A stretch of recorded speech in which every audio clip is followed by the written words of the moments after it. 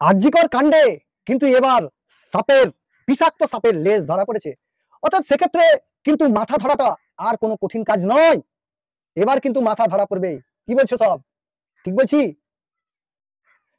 নমস্কার, আমি চেতনা চ্যানেলের পক্ষ থেকে আপনাদের চেতনা দিতে আমি অলোক কৃষ্ণ।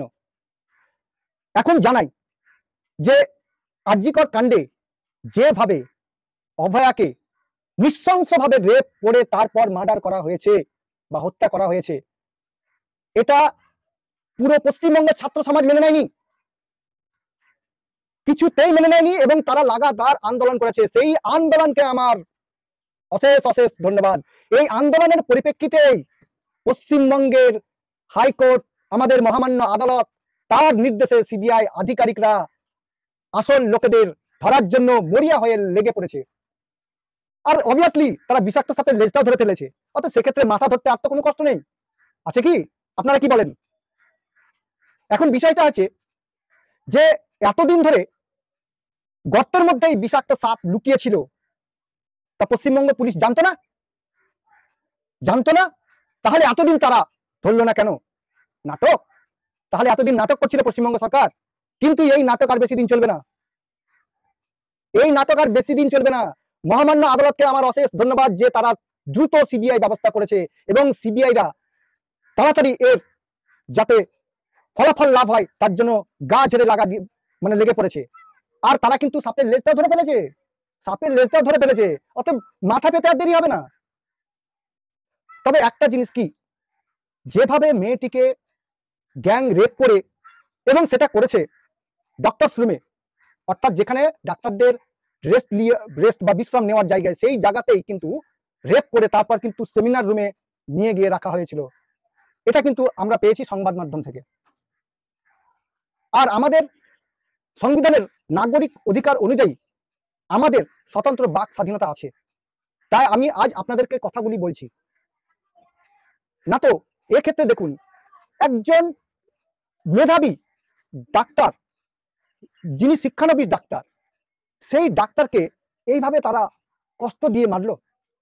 তারা তো একজন শিক্ষক।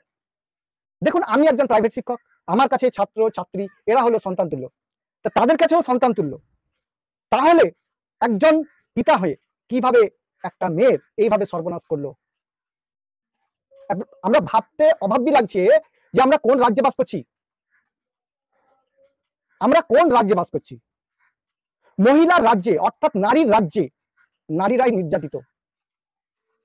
এটা কিন্তু আমাদের ভাববার বিষয়। একজন নারী রাজ্যে, অর্থাৎ আমাদের রাজ্যের যে প্রশাসন, সে একজন নারী, এবং সেই নারী হিসাবে থেকেও কিভাবে একজন নারীর নির্যাতন এভাবে হলো। সেই প্রশাসনই আবার কন্যাশ্রী দিচ্ছে, যুবশ্রী দিচ্ছে, আরো কত কি দিচ্ছে। তাহলে তুমি এগুলি দিচ্ছ, তারপরে সত্ত্বেও এইভাবে নারী নির্যাতন সাধারণ জনগণ কি মেনে নেবে? আজ যারা ছাত্র আন্দোলন করছে তাদেরকে আমি সমর্থন করছি, তাদের পাশে সর্বদাই আমি আছি। কেন? এর একটা প্রতিবাদ, এবং যেভাবে প্রতিবাদ করেছে, যেভাবে প্রশাসন লেগেছে, অর্থাৎ আমাদের বিচার ব্যবস্থা এবং সিবিআই যেভাবে লেগেছে, তাতে আমি আশা করি যে দ্রুত এর সমাধান হবে। আপনারা কি মনে করেন? আশা করি দ্রুত সমাধান হবে, আর দেরি নয়। এতদিন নাটক চলছিল, এবার এখন নাটকের ক্লাইম্যাক্স চলছে।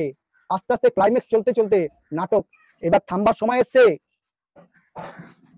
তবে হ্যাঁ, একটা কথা বলে রাখি, সেটা হলো আজ যে আমরা ঘটনার সম্মুখীন হয়েছি, তাতে আমাদের মা মেয়ে, অর্থাৎ মেয়েদের নিরাপত্তা নিয়ে একটা বিশাল চিন্তার ভাঁজ।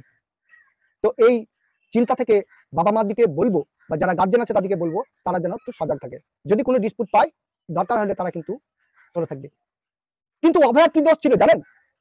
হ্যাঁ, সে কোনো কম্প্রোমাইজ করেনি। সে কোনো কম্প্রোমাইজ করেনি। আজ সে কম্প্রোমাইজ না করার জন্য তাকে মৃত্যুবরণ করলো এবং কষ্ট পেতে হলো। তাহলে কি এমন ভাবনা চিন্তা করুন। আপনি কারোর সাথে যদি কোনো কম্প্রোমাইজ না করেন, তাহলে তারা আপনার শত্রু হয়ে আপনাকে ধ্বংস করবে। এটাই আমাদের চেতনা জাগলো মনে। ধন্যবাদ।